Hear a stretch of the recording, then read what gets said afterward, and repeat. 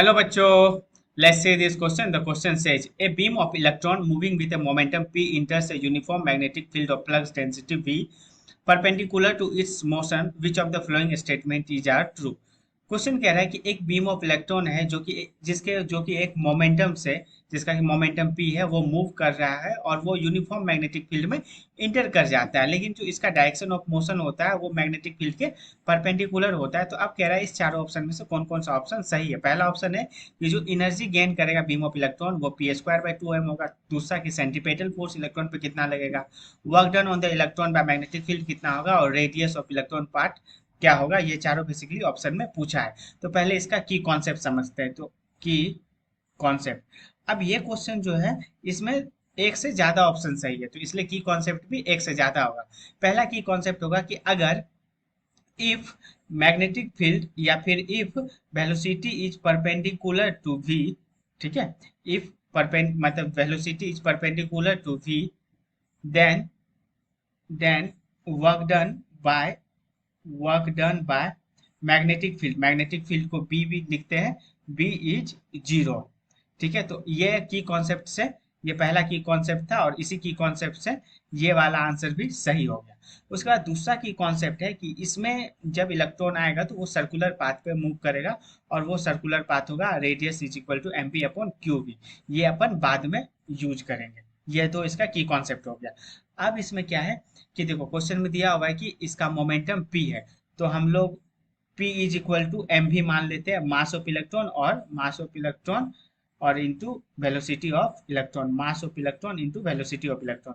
तो यहाँ से जो वेलोसिटी ऑफ इलेक्ट्रॉन आ गया वो momentum upon mass of electron के बराबर आ गया। अपन इसको अभी लिख के रखते हैं, बाद में भी काम आने वाला है। पहला है energy gain is p²/2m। Energy gain क्या होगा कि एनर्जी गेन होगा, अगर देखो वेलोसिटी जो है यूनिफॉर्म मैग्नेटिक फील्ड के परपेंडिकुलर है, तो जो मैग्नेटिक फील्ड है ना इलेक्ट्रॉन पे, वो बस उसका डायरेक्शन चेंज करवाएगा, उसकी एनर्जी में कोई भी ऊपर नीचे नहीं होगा, बस डायरेक्शन चेंज करवाएगा। तो ये ऑप्शन गलत हो जाएगा, एनर्जी सेम ही रहता है। अब पूछ रहा है दूसरा ऑप्शन कि सेंट्रीपेटल, नहीं पहले ये तीसरा देखते हैं, रेडियस ऑफ पाथ क्या होगा। तो देखो radius of path is equal to क्या होता है, mv/qv। तो m अपॉन इलेक्ट्रॉन का चार्ज क्या होगा, e, मैग्नेटिक फील्ड v, और v इज इक्वल टू हम लोग पहले लिख चुके हैं p/m। हम लोग पहले यहाँ पे निकाल चुके हैं, ये देखो यहाँ पे v is equal to p/m। तो ये हम लोग यहाँ पे पुट कर देंगे। ये देखो ये कट गया, तो रेडियस हो गया क्या, p/e v। तो देखो p/e v ऑप्शन में भी यही है, तो ऑप्शन सी सही हो गया। अब दूसरा ऑप्शन कह रहा है सेंट्रीपेटल फोर्स। तो सेंट्रीपेटल फोर्स निकालने के लिए उसका फॉर्मूला आता है mv² अपॉन r। तो m वी स्क्वायर को हम लोग क्या करते हैं ना, p/m के टर्म में ला देते हैं, तो ये आ गया p² अपॉन m², और रेडियस को हम लोग कितना p/ev लिख देते हैं, p इंटू ई वी। तो यहाँ से देखो एक m से एक m कट गया, p से p कट गया, तो ये आ गया क्या, ई वी p/m। ये देखो पी वी अपॉन m। तो ऑप्शन नंबर, एक मिनट, एम वी अपॉन ये वी आ गया, p² p/m, उसके बाद रेडियस कितना आ गया, p/ev।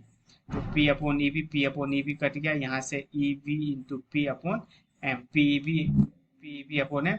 तो ऑप्शन नंबर बी गलत है। तो hence option number C and option number D is the right answer of this question. Hope you understood it well. Best of luck.